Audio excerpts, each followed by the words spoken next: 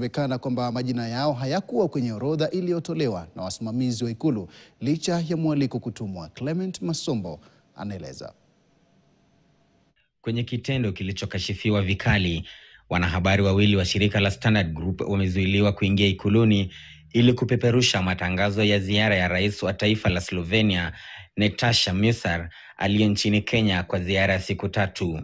Baada ya kusubiri kwa takriban saa 3 pamoja na wanahabari wengine, afisa mmoja aliye na nguo za raia akiandamana na mwenzake aliyevalia sare za polisi walifika na kuwapisha wanahabari Ikuluni na kueleza wanahabari wa Standard kuwa majina yao hayakuwa kwenye orodha iliyochapishwa na wasimamizi wa mawasiliano Ikuluni.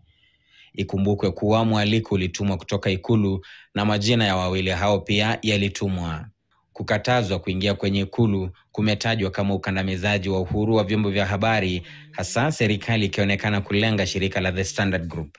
Kufuatia tukio hilo, baraza la wahariri nchini limekashifu vikali wasimamizi wa mawasiliano Ikuluni, likitaka idara zote za serikali kuwa na usawa kwa wanahabari na vyombo vya habari nchini.